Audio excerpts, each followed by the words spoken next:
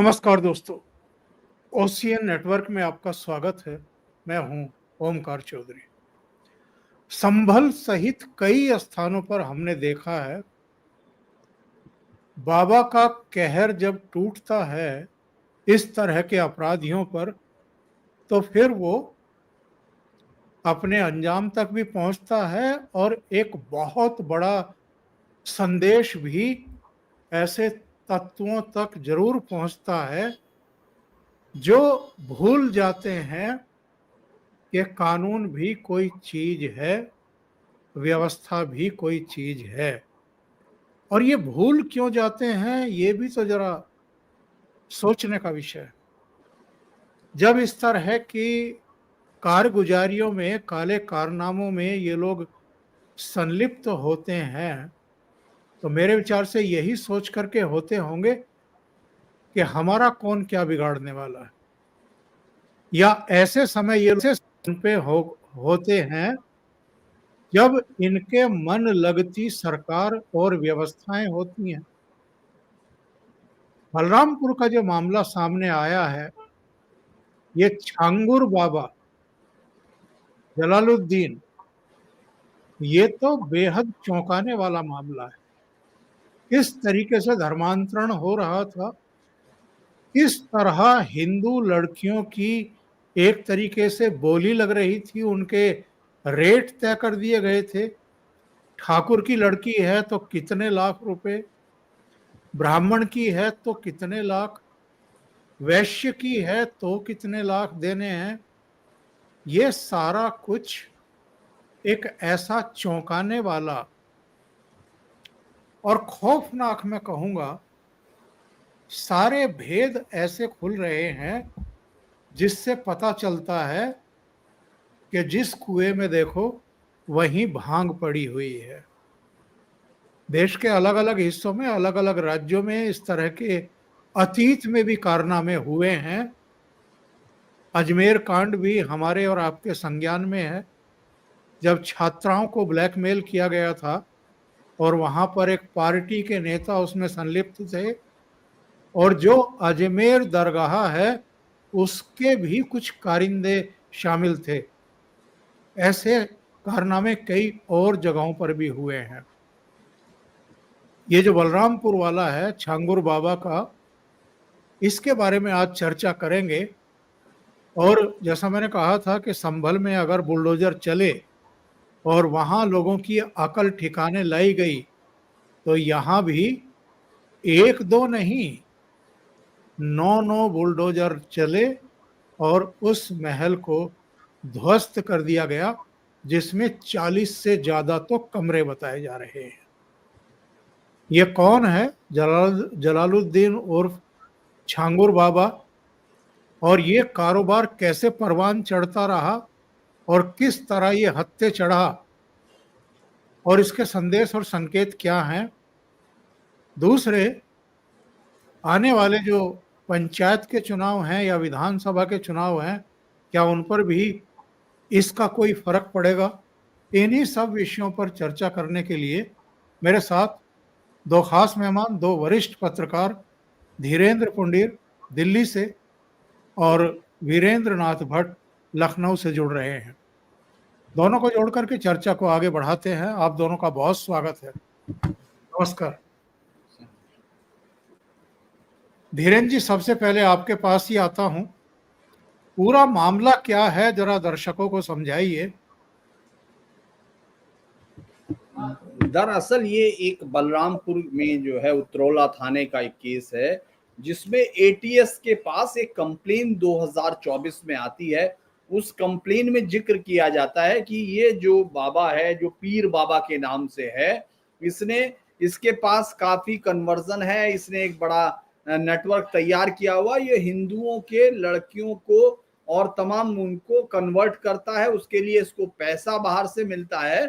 और इसके जो 3-4 हजार अनुयायी हैं, उनमें ज्यादातर वो हैं जो कन्वर्ट किए हुए। इसके अलावा उसमें ये भी किया जाता है कि ये एक एफआईआर इसके खिलाफ लिखने की गुजारिश की जाती है, और वो कहा जाता है कि अगर इसको वहां, अब वो साबित भी हो गया है, मतलब उसमें कहा गया कि कुछ सरकारी जो कर्मचारी हैं उनके इसके साथ हित जुड़े हुए हैं, जो इसके खिलाफ कोई कंप्लेन होने नहीं देते या उसके खिलाफ एक्शन नहीं होने देते।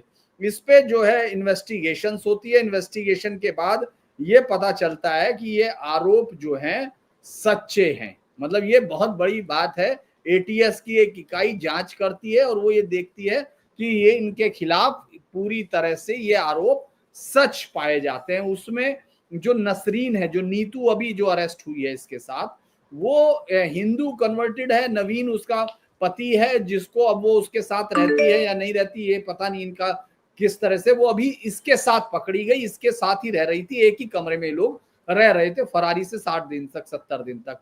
आप ये सोचिए, इससे पहले इसका बेटा अरेस्ट हुआ, नवीन हुआ, और जब पुलिस ने जो ट्रांजैक्शन इनके चेक किए थे तो लगभग 100 करोड़ से ज्यादा का ट्रांजैक्शन प्रॉपर्टीज इनकी इस्टेब्लिश्ड है। मतलब उससे पहले अगर हम लोग बाकी की बात करें, जो इससे पहले 2 बहुत बड़े केस हुए थे उनकी मैं अगर बात करूं, उसके मुकाबले ये इसलिए बड़ा है क्योंकि ये एग्जिस्टिंग तरीके से और बाकायदा उन लोगों का खबर अब ये क्यों आती है, क्योंकि ये तो कई महीनों से फरार है। इसके बेटा है, वो है, उस एफआईआर 2024 की लिखी हुई है। फिर अब क्यों हुआ ये कि विश्व हिंदू परिषद ने लखनऊ में पिछले हफ्ते बृहस्पतिवार की शायद ये घटना है, एक मंदिर में 11 लोगों की घर वापसी कराई। उन जब घर वापसी में उन लोगों से पूछा गया कि भाई आप क्यों गए थे, तो उन सब ने इसका नाम लिया। इसको पीर कहा गया, यानी ये पीर हो चुका है, सूफी, जलालुद्दीन और तमाम चीजें इसने लिखी जो इसका नाम पूरा का पूरा। और उन्होंने ये भी कहा कि इसके खिलाफ हम लोग पुलिस को कई बार कंप्लेन दे चुके, लिहाजा जब ये प्रेशर पड़ा तो पुलिस जो अभी तक मुझे लगता है ठंडी पड़ी हुई थी, उसने अगले ही दिन, मतलब ये हुआ इसके बाद विश्व हिंदू परिषद ने जुलूस निकाला। उन्होंने बलरामपुर में भी पुलिस को वो दिया और कहा कि अब हम इस पर बड़ा जुलूस निकाला जाएगा। लिहाजा वो अरेस्ट होता है तो उसके बाद फिर बाबा का जो भ्रुकुटी है वो तनती है और उसके बाद फिर एक्शन होता है। तो आपने देखा 2 दिन तक उसकी वो प्रॉपर्टी ही 12 करोड़ की है। और आप ये हैरान होंगे कि इसमें एफआईआर में मेंशनिंग है कि किस तरह से ये आदमी क्या क्या कर रहा था। पहली बार किसी एफआईआर में मैंने इस तरह से पढ़ा कि जो हिंदू धर्म में जाति प्रथा है उसका किस तरह से ये लोग उसको भी मैनिपुलेट कर रहे हैं। पूरी की पूरी एफआईआर अपने आप में चार्जशीट है। चार्जशीट के लिए उनको बहुत ज्यादा, क्योंकि बैंकिंग अकाउंट की डिटेल्स हैं, जो बैंक ट्रांसफर हुआ वो डिटेल्स हैं, किस तरह से इनको हिंदू जो ये सिंधी फैमिली है ये अपने आप में 100-150 करोड़ की थी, ये इसको किस तरह से इसने कन्वर्ट किया, कैसे, चूंकि ये पूरे उसमें ट्रेंड बना हुआ है और चूंकि इस मामले में सजा हो चुकी है, इसीलिए इससे पहले सेम इसी तरह के मामले में सजा हुई है इस उत्तर प्रदेश में। तो मुझे लगता है ये एक बड़ा मामला था जिसने अपने आप को पीर घोषित कर लिया। मैं तो इसको ऐसे समझता हूं कि अगर ये पकड़ा नहीं जाता तो आप इसकी दरगाह पे थोड़े दिन बाद बड़ी चादर देखते और ये एक बहुत बड़े उसके तौर पर कन्वर्जन के एक बड़े रैकेट को चला रहा होता। तो इसकी शुरुआत इस केस की मैं समझता हूं इसी की है। मैं इसको आपको 1 मिनट डेट के साथ मैं बता देता हूं कि आखिर ये जो है केस कब होता है। इसके बाद इस पर ये एसटीएफ के उस पर हुआ, मोबाइल नंबर सब इसका दिया हुआ है। मैं डेट आपको बताना चाह रहा था कि ये डेट, हाँ, ये 16/11/2024 की डेट है। जनरल डायरी रेफरेंस इसका ये है और थाना उसी में उतरौला का है। ये 16/11/2015 से अपराध की घटना उस वक्त की है जब मतलब वो उनका धर्मांतरण करता है। उससे पहले ये शख्स जो है सिर्फ महज अंगूठियां बेचता था और छोटे मोटे काम धंधे करता था। अचानक इसके पास पैसा आता है और ये इतनी बड़ी ताकत बन जाता है कि हजारों हिंदुओं के, खास तौर से इसमें एक और बात मैं बता दूं कि हिंदू लड़कियों का जिनका कन्वर्जन किया गया, जिन लोगों ने किया, उनको किस नाम से भेजा गया है ना, वो कैसे हिंदू लड़कों के नाम से करते हैं, ये सब मेंशनिंग है। तो मुझे लगता है कि एक बहुत बड़ा केस था जिसको अभी हाल फिलहाल में उत्तर प्रदेश सरकार ने अनर्थ किया है। और खासतौर से जब योगी आदित्यनाथ का आपने देखा ट्वीट भी आया, उसके तुरंत बाद जिस तरह से एक्शन हुए हैं वो थोड़ा सा तो मतलब एक मुझे लगता है कि इस पर असर तो क्या पड़ेगा, क्योंकि एक सिस्टम को तोड़ने के लिए बहुत सारा प्रयास चाहिए। योगी उसको प्रयास करते हुए दिख तो रहे हैं, लेकिन ये इतना आसान नहीं है। यूपी में सब तरफ डेमोग्राफी चेंजेस की एक बहुत बड़ी साजिश थी। जो चल रही है, जो दिख रही है, इससे पहले वो दिख भी नहीं रही थी। जी।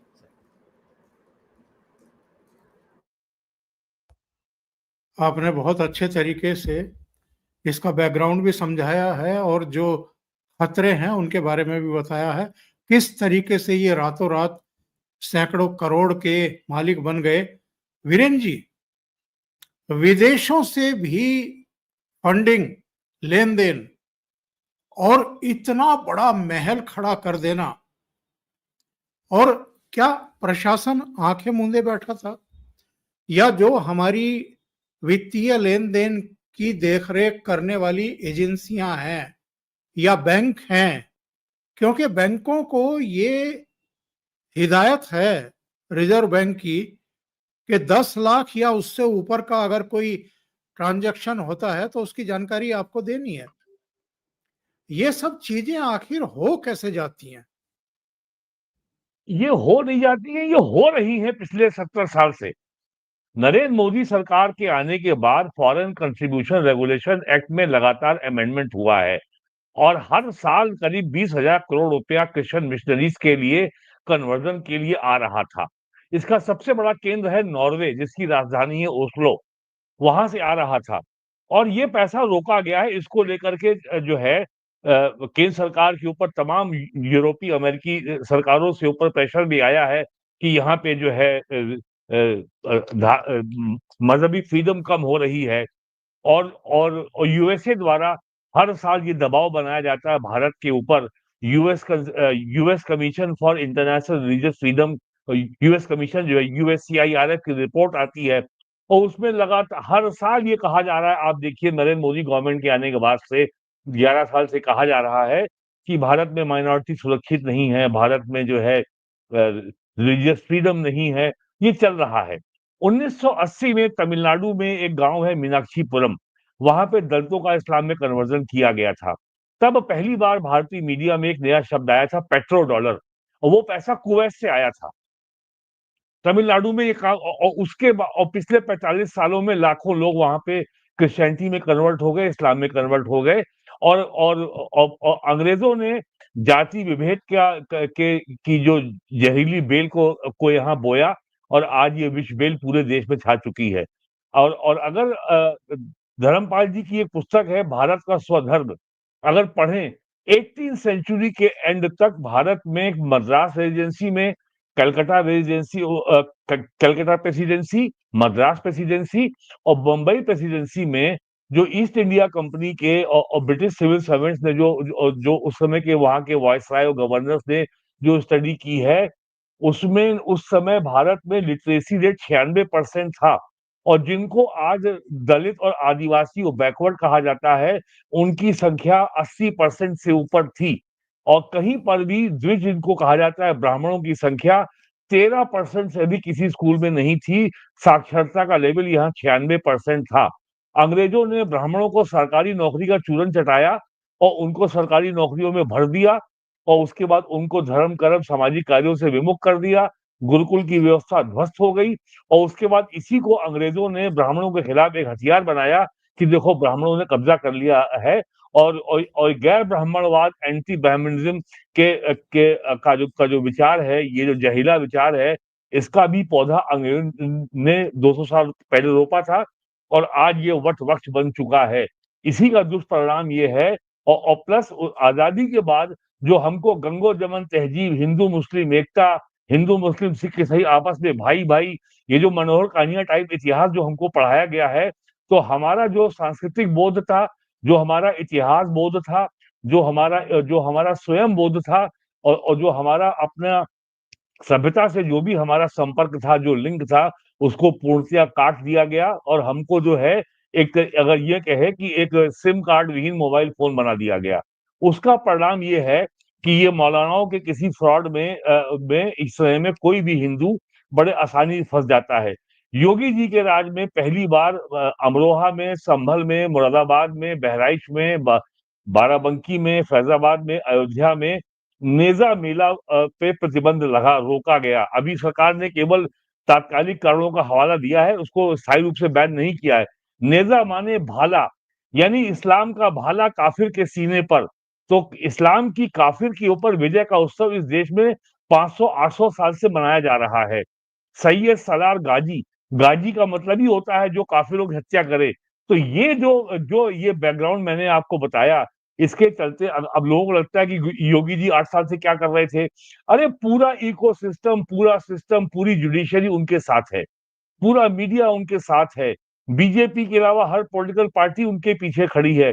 और एक बहुत अच्छे एक लेखक है पंकज सक्सेना की एक कभी किताब आई है, स्वयं बोध और शत्रु बोध। उन्होंने बहुत बढ़िया शब्द दिया है कि चर्च और इस्लाम ये सिविलाइजेशनल स्नाइपर्स हैं, ये सभ्यता के शिकारी हैं, ये 100 साल वेट करेंगे। जैसे जगन जगन वो जगन रेड्डी की सरकार बनी आंध्र प्रदेश में, उसके पहले उसके पिता की सरकार थी, वो कांग्रेस के मुख्यमंत्री थे। उसके वो नाम उसका रेड्डी है, लेकिन जगन रेड्डी के बाबा क्रिश्चियन हुए थे। और सोनिया गांधी की सरकार जो 10 साल रही, हालांकि उसको मनमोहन सिंह की सरकार कहा जाता है, उन 10 सालों में क्रिश्चियनिटी ने जम करके पूरे आंध्र प्रदेश में कन्वर्जन किए। आज उनकी आबादी 25% पहुंच गई है। अब आज वहां पे चंद्रबाबू नायडू की सरकार है, पवन कल्याण ने मोर्चा खोल रखा है, तो वो कह रहे ठीक है, हम अभी हम 10 साल 20 साल इंतजार कर सकते हैं। और क्रिश्चियनिटी यही काम 2000 साल से कर रही है, और यही काम इस्लाम और यही काम मुसलमान भी कर रहे हैं। तो हमारा चूंकि ना कोई स्वयं बोध है, ना शत्रु बोध है, ना इतिहास बोध है, हमको ये नहीं पता है कि चर्च, इस्लाम और कम्युनिस्ट ये तीन हमारी सभ्यता के दुश्मन हैं जो हमारा समूल नाश चाहते हैं। और इनको पॉलिटिकल कवर फायर मिलता है इंडिया अलायंस की पॉलिटिकल पार्टी से। कांग्रेस है, समाजवादी पार्टी है, बहुजन समाज पार्टी है, राष्ट्रीय जनता दल है, ममता बनर्जी है, डीएमके है, एडीएमके है, और हमारा सेकुलर मीडिया, ये जिसको कहा जाता है पंच मक्कार, ये आपका मुल्ला, मैकाले, मीडिया, मार्क्सिस्ट और एक एम और है, जो 5 एम हैं, ये इनके लिए लगे हुए हैं। तो इनको कोई डर नहीं है। आप सोचिए इन्होंने कितनी आसानी से 100 करोड़ रुपए का इन्होंने जो है एम्पायर खड़ा कर लिया, और ये तो अभी आपको पकड़ में आया है। न जाने कितने हजार करोड़ रुपए अब तक इसने जो है लेन देन किए होंगे। और ये अंगूठी बेचने वाले ने कोई पैसा नहीं कमाया है, ये पैसा जो है बाहर से आ रहा है। एक आईबी के ऑफिसर थे पीएन धर की एक बहुत मशहूर पुस्तक है इस बारे में कि कैसे विदेशी पैसे से इंडिया में कन्वर्जन का काम चल रहा है। और ये छांगुर का मामला तो अभी आया है। आपको याद होगा ये सितंबर 2021 जून 2021 में एक मौलाना उमर गौतम, पहले ठाकुर था, कन्वर्ट हो गया। इसकी गिरफ्तारी हुई थी फतेहपुर में, जो जिला कानपुर और इलाहाबाद के बीच में है। और अभी ये सितंबर 11 2024 को इनको लखनऊ की एनआईए और एटीएस कोर्ट ने इनका कन्विक्शन किया है। इसने 1000 से ज्यादा लोगों को कन्वर्ट किया था। और इस्लाम में एक कॉन्सेप्ट है दावा, यानी आप लोगों को अपने यहाँ जो है इस्लाम में इस्लाम कबूल करने के लिए न्योता दीजिए। और जैसे पाकिस्तान में जो लश्कर तैयबा था, जब पाकिस्तान के ऊपर दबाव पड़ा तो उसका नाम हो गया जमातुल दावा। तो भारत में भी दावा फाउंडेशन है और दिल्ली में है, और बाटला हाउस में उसका मुख्यालय है दिल्ली में, जहां पे एक बार पुलिस का एनकाउंटर भी हुआ था, इंस्पेक्टर शर्मा की उसमें हत्या हो गई थी। और एक दिल्ली में है ज़कात फाउंडेशन। पूरे देश में जो ईद के महीने में जो लोग जो रमजान के महीने में जो मुसलमान दान देते हैं, जिसको ज़कात कहा जाता है, बकरीद के महीने में जो लोग कुर्बानी देते हैं, उस बकरे की खाल दान दी जाती है। और वो जाती है मदरसे में, फिर वो जाती है टेनरी से पैसा जाता है ज़कात फाउंडेशन की ओर। वो वहां से भी पैसा आता है, और वो पैसे का इस्तेमाल मस्जिदों के निर्माण में, वो पैसा दरगाह, वो पैसा मदरसों को चलाने में, टीचरों का वेतन देने में, और नए मदरसे बनाने में खर्चा होता है। यूपी में 30,000 से ज्यादा मदरसे हैं और 1000 से कम ही की मान्यता प्राप्त है।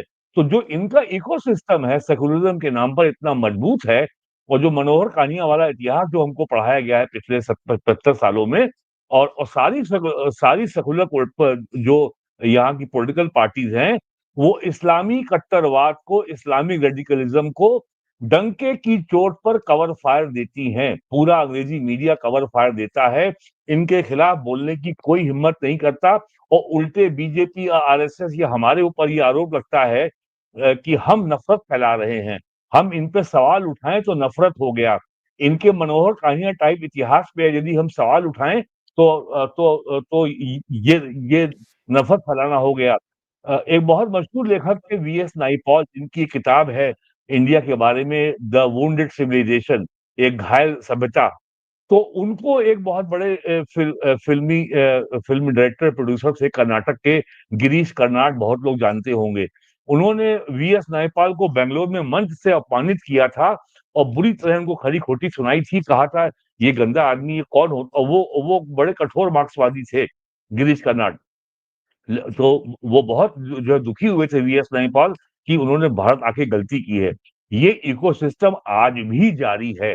केवल योगी आदित्यनाथ पहले मुख्यमंत्री हुए हैं यूपी के पूरे भारत में जिन्होंने पॉलिटिकली करेक्ट जो नैरेटिव को चुनौती देने का साहस किया कि मैं हिंदू हूं, मैं ईद नहीं बनाता। संभल में पहली बार उन्होंने ये विधानसभा के फ्लोर पे कहा कि 1978 में दंगा हुआ और 250-300 हिंदू जला के मार दिए गए, कहीं किसी ने चू तक नहीं किया। हालांकि उस समय जनता पार्टी की सरकार थी और जनता पार्टी की सरकार में जनसंघ भी शामिल थी, कल्याण सिंह भी सरकार में मंत्री थे, केसरिया त्रिपाठी भी सरकार में मंत्री थे, वो भी नहीं बोली। योगी जी ने ये भी कहा कि हमारे 68 तीर्थ हैं और 19 कूप हैं। 68 तीर्थ में 54 हमको मिल गए हैं, 19 कूप मिल गए हैं। हमें अपनी तीर्थ स्थान वापस चाहिए, हमें किसी का कुछ नहीं चाहिए। और उन्होंने ये भी कहा है कि कयामत कभी नहीं आएगी, गजवा हिंद कभी नहीं होगा। तो ये उन्होंने जी एक अपना संकल्प दिखाया है कि ये जो खतरा, आसन्न खतरा हिंदू सभ्यता के सामने है, भारत के सामने है, हिंदुओं के सामने है, उसके लिए वो लड़ रहे हैं। इसको और लेकिन सेकुलर और मार्क्सिस्ट और इस्लामी ये तीनों एक हैं। मार्क्सवादी और इस्लामी जिहादी एक सिक्के के दो पहलू हैं। ये पूरे यूरोपियन कैपिटल्स में, अमेरिका में जो फिलिस्तीन के पक्ष में जो पिछले 2 साल से सड़कों पे जिहाद हो रहा है, ये पूरा मार्क्सवादी जिन्हें वो कहा जाता है, यानी जो सांस्कृतिक मार्क्सवादी हैं, वो लोग ऑर्गेनाइज कर रहे हैं और इनके साथ और ये मुसलमानों का साथ दे रहे हैं। तो जी जी ये जो वोक और लेफ्टिस्ट और इस्लामिक इकोसिस्टम है, ये इंडिया में बहुत मजबूत है और योगी जी अकेले ही लड़ रहे हैं। यहाँ तक कि मुझे बीजेपी और आरएसएस में भी उनको समर्थन देने वाले बहुत लोग नहीं दिखते और ये साहस उन्होंने केवल दिखाया कि बटेंगे तो कटेंगे। 4 अगस्त 2024 को बांग्लादेश में शेख हसीना वाजिद को एक असंवैधानिक, एक आपराधिक तख्तापलट में उनको हटा दिया गया और जिस तरीके से हिंदुओं का के ऊपर अत्याचार, नरसंहार की घटनाएं बांग्लादेश में हुई, उसके ऊपर अगस्त 2024 से लेके पिछले वर्ष दिसंबर तक लगातार अगर किसी ने आवाज उठाई है तो योगी आदित्यनाथ है और कोई जी नहीं था। जी तो बहुत लंबी लड़ाई है और जो लोग समझते हैं कि ये कि 8 साल में उन्होंने कुछ नहीं किया, अरे ये लड़ाई यदि 80 साल ऐसी चलेगी, 8 साल में क्या होता है? जी जी जी धीरेन जी, अभी एक बहुत महत्वपूर्ण बिंदु को रेखांकित किया है वीरेन जी ने। उन्होंने कहा है कि एक तो हम जो स्वयं बोध होता है या शत्रु बोध होता है या जो इतिहास बोध होता है, उससे खुद भी अपरिचित हैं और अपने आने वाली पीढ़ियों को भी अपरिचित ही रखे हुए हैं और हुँ। एक बहुत बड़ी साजिश का शिकार भी हम लोग हो रहे हैं। मैं ये जानना चाहता हूं कि निशाने पर हिंदू लड़कियां ही क्यों है, और इसमें मैं 2-3 चीजों का जिक्र कर देता हूं। एक तो जो ये जिम खुल गए हैं वहां पर लड़कियां जाती हैं, अक्सर ट्रेनर जो हैं वो मुस्लिम होते हैं। अक्सर इसी नहीं, हमेशा तरीके होते से हैं।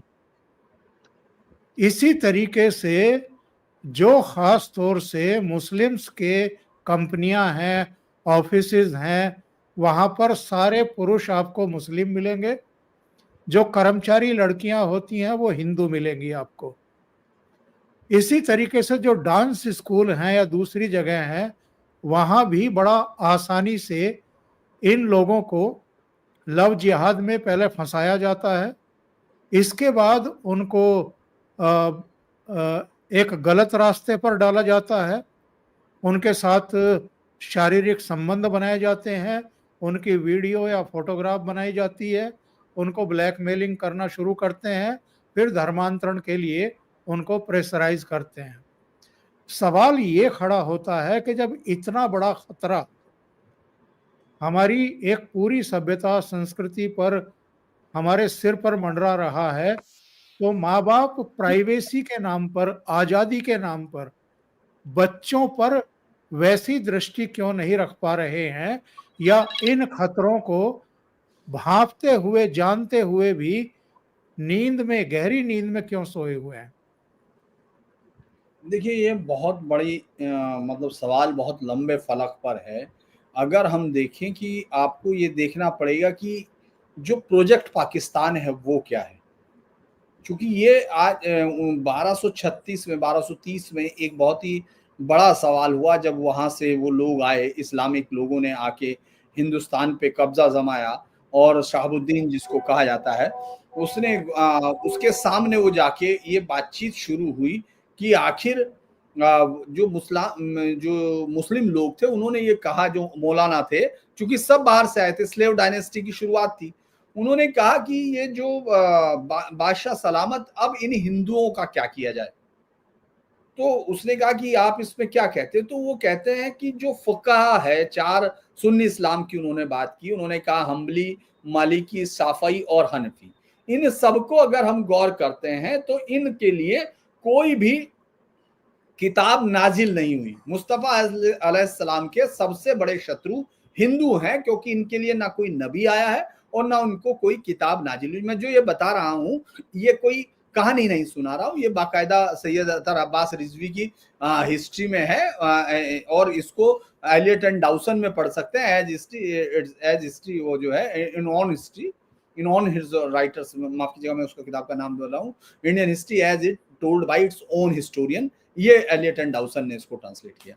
उसमें वो फिर ये कहता है कि वो वजीर से कहता है कि भाई इनको बता दो, इनको समझाओ। तो वजीर के साथ वो 5 दिन तक बहस होती है, सेम तारीखें दोहराई जाती है, और वजीर फिर बादशाह से बात करता है, तो वो कहता है कि भाई फिर अब इनको प्रैक्टिकल हल भी बता दो, मतलब मौलाना साहब को ये बता दो, जो लोग ये कह रहे थे कि इनको जिंदा रहने का हक नहीं है, जो मतलब मेन ये था, या तो ये कन्वर्ट हो या इनको कत्ल कर दिया जाए, और इनकी पत्नियां और इनके बच्चे माले गनीमत के तौर पर गुलाम और बेचने के लिए सेक्स स्लेव के तौर पर बदली जाए।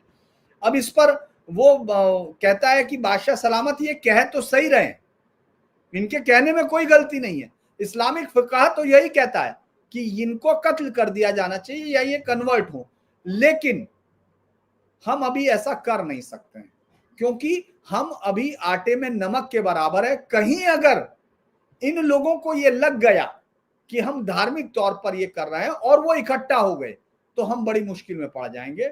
अतः हमको तब तक रुकना पड़ेगा जब तक आप संख्या में उतने ना हो जाएं। ये बात आज तक चल रही है। चूंकि उन्होंने कहा कि 80 साल का प्रोजेक्ट है, तो मैं इसको बहुत लंबा प्रोजेक्ट, इस देश में जब फर्स्ट फुट होल्ड है तब से शुरू करता हूं, और उसके बाद फिर ये हुआ था कि उन्होंने कहा था फिर इनके लिए किया क्या जाए। तो आपको मालूम है, अकबर को आप इसलिए महान कहते हैं क्योंकि उस दिन जो फैसला हुआ था वो तब तक चलता रहा, जिसमें ये कहा गया कि इस्लामी जो जहां मुस्लिम रहते हैं वहां नहीं रह पाएंगे, यानी शहर में नहीं रह पाएंगे, ये घोड़े पर नहीं चढ़ेंगे, ये वो ड्रेस नहीं पहन पाएंगे जो मुस्लिम पहनते हैं, और ये अपने जो त्योहार है या वो उनको इस तरह मनाएंगे जो वहां नहीं आएंगे। और इसको आप कभी भी किसी किताबों में लिखे हुए नहीं दिखते, ये उनकी हिस्टोरियंस की बुक में है, ये कोई मैं कहानी नहीं बता रहा। मैं अगर मुड़ के वो किताब उठाकर भी मैं बाकायदा दिखा सकता हूँ पन्ने के सहित। अब ये वहां से शुरू होता है, तो एक पूरा प्रोजेक्ट है जो चल रहा है, उसमें कोई यहाँ हम लोग अगर मुझे लगता है आवाज तो नहीं, तो उसके बाद अगर हम उसको ऐसे देखते हैं, वहां से शुरू करते हैं, इस प्रोजेक्ट को यहाँ तक लाते हैं, बीच में चूंकि इंग्लिश गवर्नमेंट आती है, उससे पहले हिंदू रिवर्ट करता है, इतिहास की किताबों में दिखाया नहीं जाता, देवेर की लड़ाई भुला दी जाती है, जिसमें मुगलों की एक फौज में से एक सिपाही जिंदा बचकर चित्तौड़ के इलाकों से वापस नहीं लौटा था। आपको उस तरह की तमाम चीजें आपसे गायब कर दी जाती है जब आप आपका संघर्ष बताते हैं। वो सब चीजें। और जब आप संघर्ष बताते नहीं हैं अपने बच्चों को, तो वो मेंटली एक हीन भावना के साथ बड़े होते हैं। उनके पास अपने सांस्कृतिक राष्ट्रवाद, अपने विरोध, प्रतिरोध, वर्चस्व के खिलाफ लड़ाई का कोई भाव नहीं होता। उनको वो आसानी से शिकार बनाते हैं, क्योंकि 1967 में जैसे ही इंदिरा गांधी को जरूरत पड़ती है कम्युनिस्टों की, कम्युनिस्ट वो इंतजार कर रहे थे। देखो, कम्युनिस्टों ने इस देश की आजादी के साथ ही सबसे बड़ा विद्रोह किया था, वारंगल का सबसे बड़ा विद्रोह। यानी इस देश को 17 टुकड़ों में बांटने के लिए इस्लामिक जिहादियों से पहले उनकी तैयारी थी, लेकिन और मुस्लिम लीग का समर्थन किया था, पाकिस्तान के बंटवारे का समर्थन किया था। ये जो सर, आजादी के बाद कम्युनिस्ट पार्टी पे बैन लगाया था नेहरू ने, इसीलिए मैं वही बता रहा हूं कि मैं उसको बता रहा हूं हाँ। कि आप इसको देखिए किस तरह से ये नैरेटिव बदलता है। 67 में वो आपको एक हारी हुई कौम पर कर देते हैं, जबकि इतिहास ये बताता है कि अंग्रेजों ने ये देश मुसलमानों से नहीं लिया, ये देश मराठों से लिया, है ना। वरना तो शाह आलम की बादशाह आज दिल्ली तक पालम रह गई थी, यानी पालम तक ही था, दिल्ली से पालम तक का बादशाह था। उस जो रोहेला नसरुल्लाह आया था, जिसने उन लड़कियों को, जो मुगल बादशाह की बेटियां थी, उनको सरेआम रेप किए गए थे लाल किले के अंदर, बादशाह की आंखें निकाल ली गई थी, उसको मराठों ने आके लाके दिया। तो ये सब चीजें ये बताई नहीं गई। तो आपको एक हारी हुई कौम, जिसमें एक 12,000 लेके एक 19 साल का लौंडा, 17 साल का लौंडा आता है और वो हरा देता है। फिर उसके बाद वो 12,000 की फौज लेके आता है, वो हरा देता है। फिर एक और फार लेके आता है। अरे आप उनकी क्रूरताएं, दरअसल जब ये सभ्यता टकराई एक ऐसी सभ्यता से जिसमें इंसानियत नाम की चीज नहीं, जानवरों से बदतर लोग, जिनकी जिंदगी में कोई रिश्तों की अहमियत नहीं थी, उनको कोई मतलब नहीं, वो महिलाएं लेके नहीं आए। ये जो आबादी आपको दिख रही है ना, जिनको बहुत कुछ वो लगता होगा, उनको ये मालूम नहीं है कि उनमें से कोई महिला नहीं आई थी और उनके साथ किसी ने शादी नहीं की थी। ये सब माले गनीमत है जो दिख रहा है, उसकी बरकत है। ये सब कोई, इसमें कोई कहने का मतलब वो कोई रिकॉर्ड से साबित नहीं कर सकते हैं। तो ये तमाम चीजें चलती रही। और आपके पास चूंकि अंग्रेजों के आने के बाद अंग्रेजों ने आपको सबसे बड़ा नुकसान ये पहुंचाया कि उन्होंने आपके सेल्फ को खत्म कर दिया।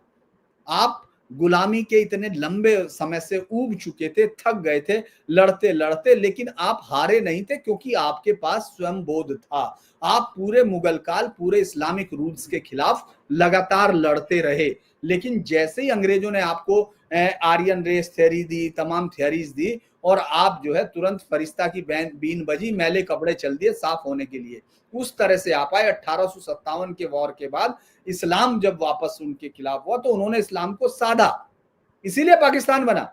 आप ये सोचिए, मैं माफ कीजिए, चूंकि बात, आपका सवाल बहुत बड़ा था, इसीलिए मुझे इस पर अवांतर हुआ है। ये सोचिए, दुनिया के पूरे इतिहास को गौर कीजिए। वीरेंद्र जी तो हिस्ट्री के बड़े अच्छे जानकार हैं। महज 7 साल के संघर्ष में अगर किसी को दुनिया में कोई देश मिला हो, तो कोई देश पूरी दुनिया के इतिहास में, मैं 7 साल पहले आपने मांग की, और 7 साल में एक महान साम्राज्य जो 6000 साल से अविरत की जीती हुई सभ्यता से आपने काट के टुकड़ों में दे दिया। अलीगढ़ के कुछ लौंडों ने एक देश बना दिया। नहीं, ये ऐसा नहीं था। ये आपकी सभ्यता, वो जानते हैं। अब वो सब चीजें अब वही लिख रहे हैं, वो विलियम डेल रिम्पल ही लिख रहा है। अब वो तमाम चीजें निकल के आ रही हैं, वो सब चीजें आ रही हैं कि जो ये अलजबरा और ये तमाम चीजें। तो हुआ क्या है कि एक पूरी कल्चर के अंदर से उसका जो स्वयं बोध, जो विजय के साथ आता है हमेशा। इसीलिए लोग क्यों कहते हैं कि हमेशा बैलाड्स गाए जाते थे, या आपने देखा होगा कि हम लोग छत्ता तेरे राज में धरती धक धक होए, हम छत्रसाल के उसकी बात करते हैं, हम कवि भूषण की बात करते हैं, हम चंद्र बरदाई की बात करते हैं। जरूरी नहीं कि उनकी सब बातें सही रही हों, लेकिन हम इसलिए युद्ध करने जाना है, हमको युद्ध बनाए रखना है। हम लोगों ने अंग्रेजों के बाद और आजादी के बाद खास तौर से जिस तरह से कम्युनिस्ट घुसे, वो जानते हैं कि इस देश की सबसे बड़ी ताकत इसकी संस्कृति है।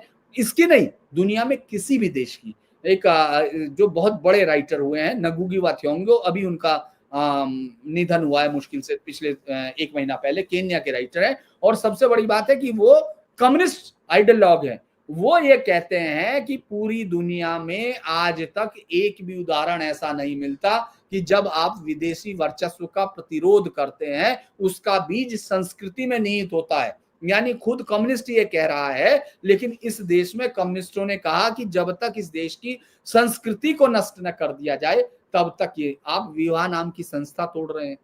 आपके बच्चों को, चूंकि आप क्या कर रहे हैं, आपको लगता है कि ये एक बहुत बड़ी आगे की तरफ, आपके माँ बाप मजबूर हो गए, आप ये देख ही नहीं पा रहे हैं कि जो आपके घरों में घुस के सबसे बड़ी चीज, जो इतने लंबे संघर्षों में एक चीज बची रही हिंदुस्तान में, जो दुनिया में कहीं तबाह हुई, या आप देखिए चाहे कहीं भी अगर हम लोग हिस्ट्री, आज चाइना की जो बड़ी चीज है वो हान है सब लोग, हिंदुस्तान अकेली सभ्यता है जिसमें इतने सारे जितने भी ग्रुप्स हैं वो सब यहाँ मौजूद हैं, चाहे हम एंथ्रोपोलॉजिकली कहें 6 मानवीय ग्रुप हैं वो सबके सब यहाँ मौजूद हैं, चाहे हम जातियों की बात करें, लेकिन उनको एक चीज जोड़े हुए थी जो स्कंद पुराण में है, जो हम विष्णु पुराण में सुनते हैं कि कैसे एक भारत का नक्शा वो बताता है कि हम भारत की संतति है, भारत देश हमारा है, वो सीधा लिखते हैं। लेकिन अंग्रेजों ने इसको छिन्न भिन्न किया, और चूंकि हमारी भाषा इंग्लिश हो गई, हमारे जो हिंदी के जो पुरोधा थे जिनको हम ये मानते रहे कि उन्होंने हिंदी का बहुत बड़ा सेवा की, माफ कीजिएगा मुझे हो सकता है बहुत सारे लोग इस शब्द से नाराज हों,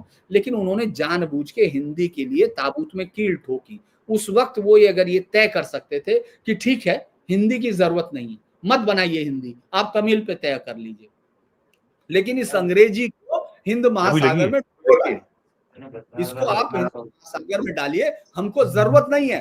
तो शायद आपका आज का ये युवा है, ये शायद बेहतर होता। आप ये सोचिए उन्होंने कैसे कोड बनाया, मैं मौजूदा उस पर आता हूँ। आप जो कह रहे हैं, आप इसमें बच्चों की गलती या माँ बाप की गलती से आप सोचिए आपने शिकारी कौन चुना है। आपको मालूम है उमर गौतम जो पकड़ा गया था, जिसका अभी उन्होंने जिक्र किया, चूंकि मैं वहीं चला जाता हूँ, वीरेंद्र जी ने उनका जिक्र किया, उसमें ये पहला केस था। चूंकि आपको ये साबित करना बहुत असंभव है, चूंकि ये इस्लाम की बेसिक टीनेट्स में से आता है, दावा करना यानी सामने वाले को ये बताना, है ना। तो ये जो इस आप ये सोचिए कि कितनी बड़ी दिक्कतें पेश आई होंगी बाबा की पुलिस को, क्योंकि 2020 में इसको प्रोहिबिशन जो धर्मांतरण विरोधी कानून लाया उसके टेस्ट केस था, इसमें सजाएं हुई हैं, 16 में से 12 को आजीवन कारावास हुआ है, 10 को आजीवन कारावास। तो ये कैसे साबित किया गया होगा, आप ये सोचिए। उमर गौतम की मॉडस ऑपरेंडी मैं अगर बताने लगूंगा तो आप सोचेंगे वो शख्स मंदबुद्धि, जो मानसिक तौर पर अविकसित थे, उसके अलावा जो लोग आर्थिक रूप से कमजोर थे, इसके अलावा जिनके पास जो दलित या तमाम उस तरह का था जिनका रूट्स उन्होंने तोड़ा हुआ था, उन सबको टारगेट किया हुआ था। 1000 लोग उसने कन्वर्ट किए, लेकिन कलीम सिद्दीकी उसके पीछे एजेंसी 10 साल थी। मैं इसलिए कह रहा हूं कि 10 साल से उसको ट्रैक किया जा रहा था, लेकिन आपके कानूनों में कोई ऐसी धारा नहीं थी जो उसके खुलेआम आपके देश की डेमोग्राफी को बदलने की कोशिश को रोका जा सके। एक धारा नहीं थी आपके पास, वही कलीम सिद्दीकी, जिसके पकड़े जाने पर, अगर मुझे आप 1 मिनट और दें, माफ कीजिए मैंने शायद ज्यादा लंबा समय ले लिया, लेकिन मैं बोलिए बहुत महत्वपूर्ण जानकारी आप दे रहे हैं धीरेन्द्र जी, आप कंटिन्यू करिए। आपको वो दिखाने की कोशिश कर रहा हूं, देखिए आप सिस्टम क्या है। माफ कीजिए मैं रिकॉर्ड के साथ ही दिखाना चाहता हूं ताकि आपको ये लगे।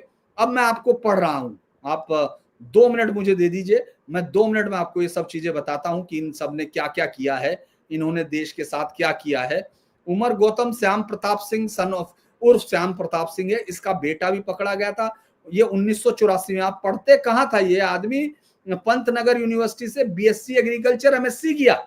इस आदमी ने कन्वर्टिंग इस्लाम, उसने फैमिली मेंबर ने उसको हटा दिया, तो वो दिल्ली पहुंच जाता है और उसके बाद ये शुरू कर देता है। पूरी की पूरी डिटेल मैं आपको इसकी देना चाहता था, लेकिन मैं अब आपको वहां बताता हूं, छोड़ दीजिए कि ये पकड़ा गया। चलिए, समाजवादी पार्टी का प्रतिनिधिमंडल पहुंचा मौलाना कलीम सिद्दीकी के आवास गांव फुलत। राष्ट्रीय अध्यक्ष श्री अखिलेश यादव जी के निर्देश पर समाजवादी पार्टी जनपद मुजफ्फरनगर का एक प्रतिनिधिमंडल मौलाना कलीम सिद्दीकी के घर पहुंचा। समाजवादी पार्टी के नेताओं ने कहा कि संकट की इस घड़ी में समाजवादी परिवार आपके साथ है, कानून के दायरे में रहकर समाजवादी पार्टी आपकी मदद करेगी। हिंदू मुस्लिम एकता के परिचायक मौलाना कलीम की जिम्मेदारी गिरफ्तारी एटीएस ने जल्दबाजी में की।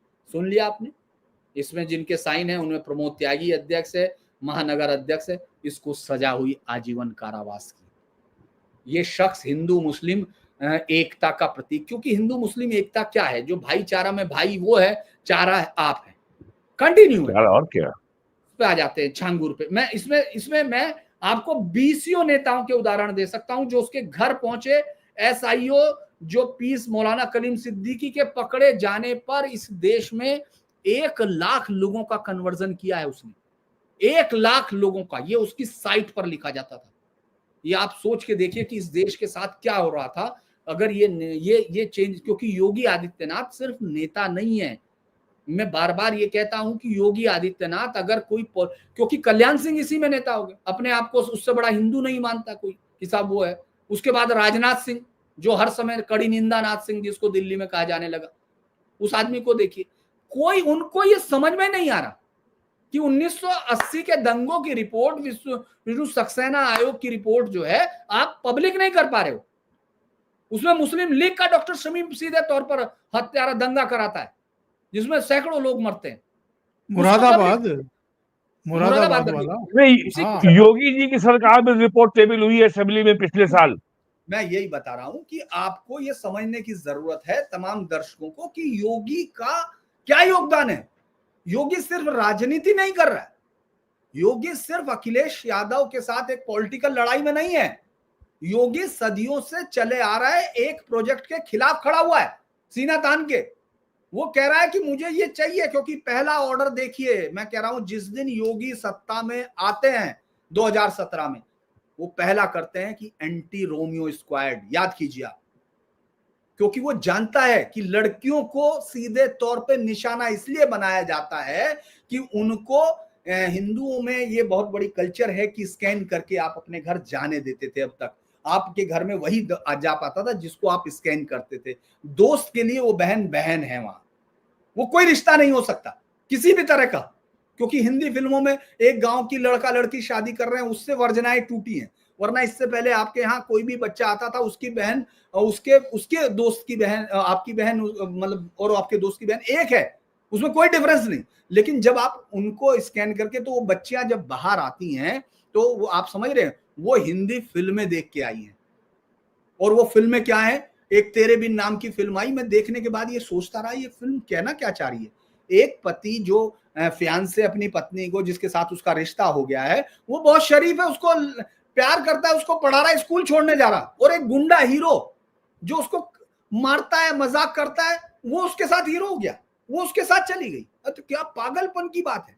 आप देखिए एक फिल्म का यश चोपड़ा की, मतलब इन लोगों के साथ क्या सोच नहीं सकते क्या कर रहे हैं आप। ये कत्ल नहीं कर रहे एक आदमी का, ये सभ्यता का कत्ल कर रहे हैं। जिसमें मुझे याद है शायद वो लम्हे या कुछ इस तरह की फिल्म थी, जिसमें वो अपनी प्रेमिका की बेटी से वो उससे प्रेम करने लगे। अरे आपके यहाँ बच्चे, आप क्या समझ नहीं रहे हैं? क्योंकि आपको उस लेवल पर लाना है। एक खेल वहां चल रहा है, दूसरा खेल अब इसका छांगुर पे आ जाते हैं। छांगुर ने क्या किया है आपको मालूम है? छांगुर का पहला निशाना कौन थे? जो कमजोर हैं, जो इकोनॉमिकली कमजोर हैं, जिनको दलित लड़कियां हैं, जिनको वो तमाम है। और अवार्ड किसको दिया जाता था? जब आप राजपूत लड़कियां और पंडित लड़कियां लाएंगे तो आपको 15 से 18 लाख दिया जाएगा। अगर आप बैकवर्ड लाएंगे, ये एफआईआर में पढ़ा, मैं भी पढ़ा, सुना सकता हूं, इसी में एफआईआर में है। इसके अलावा आप ये सोचिए कि क्या कोई और मुख्यमंत्री इस लड़ाई पर ध्यान देता? ये प्रोजेक्ट चल रहा है, वो कोई 80 साल का प्रोजेक्ट नहीं, ये 800 साल का प्रोजेक्ट है। और इस पे एक मुख्यमंत्री जब खड़ा हो गया, आप ये सोचिए, अच्छा लव जिहाद का जो केस है, अब आप ये सोचिए धर्मांतरण क्या है हमारे लिए। जो दूसरे लोग हैं वो लोग समझते होंगे धर्मांतरण एक ऐसी चीज हो गई, चलिए आप ये सोचिए लव जिहाद, लैंड जिहाद या बाकी तमाम जिहाद को कंप्लीट कीजिए, तब उस पर धर्मांतरण बनता है, क्योंकि वही तो अल्टीमेट गोल है। डेमोग्राफी बदलना अल्टीमेट गोल है। तो उसमें सबसे आसान शिकार इसलिए हो गई क्योंकि महिलाओं को, वो जब घर से बाहर निकलती हैं तो उनके जहन में सिर्फ फिल्म होती है।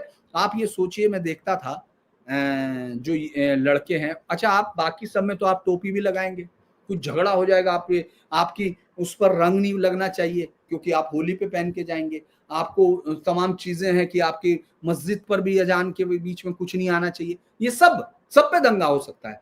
लेकिन जब जो मुस्लिम लड़का है वो हिंदू नाम बताता है, जब वो कलावा बांधता है, तब नहीं होता कुछ भी। क्यों? क्योंकि वो लूट के लिए कर रहा है, क्योंकि वो उसको ये डॉक्ट्रिनेटेड है, वो इंडोक्ट्रिनेट है, क्योंकि वो ये मानता है कि मैं इसको जो आप ये सोचिए, अभी हाल फिलहाल में मध्य प्रदेश में पकड़ा गया, अच्छे खासे स्कूल में पढ़ने वाले बच्चे सिर्फ हिंदू लड़कियों को उनके वो बना रहे हैं। ये आज तक अजमेर कांड से लेके आज तक ये कंटिन्यूएशन है। और आप कह रहे हो कि मतलब कोई मुख्यमंत्री या किसी को लगता ही नहीं, तो उनको लगता है कि नहीं वो बहुत बड़ी काम कर रहे हैं। आप ये सोचिए सबरीमाला केस में जिस महिला को, क्रिश्चियन महिला को आप घुसा रहे थे, क्यों? क्योंकि सुप्रीम कोर्ट में बैठे हुए इकोसिस्टम के लोग, उनको लगता है कि बहुत बढ़िया, उसमें उनको लगता है नुपुर शर्मा की, वो उसने तो पूरे देश में आग लगा दी। अरे यार, सेंटरिंग वर्सेस पे इस देश में क्या हो रहा था? क्या लेना देना इस देश का? वहां अगर कोई चीज हुई है, किसी अखबार में छपी, हमारे से क्या लेने था?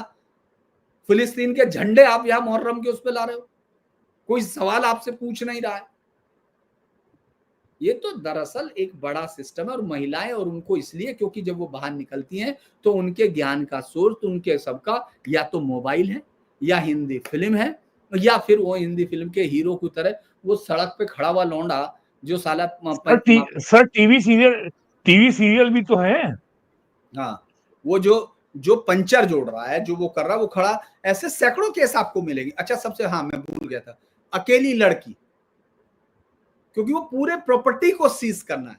ऐसे में सैकड़ों, चूंकि मैंने तो ये खबरें कवर ही की हैं, मैं तो इसलिए कह रहा हूं, मैं फर्स्ट हैंड इंफॉर्मेशन के तौर पे कह रहा हूं। मैंने ऐसे कई केस देखे हैं कि वो, याद होगा आपको पुणे का वो केस, वो लड़का जो है यहाँ गैराज में काम करता है, वो लड़की अमेरिका से पढ़ के आई हुई, पूरा परिवार पागल हो गया, नहीं मानी, चली गई, संपत्ति अब सब उसकी है, क्या करोगे आप?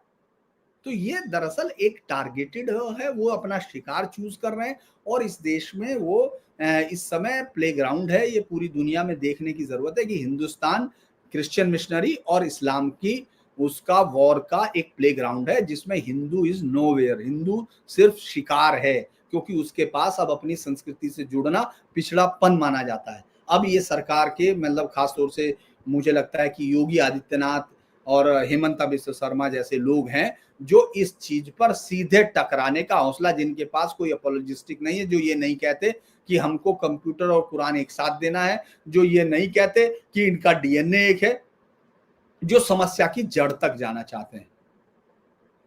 ये दरअसल कोई कमी नहीं है मेरे पास, ऐसी मैं बहुत सारी किताबें आपको दिखा सकता हूं कि जिन वामपंथी मुसलमान, इस देश की खोज है पूरी दुनिया में।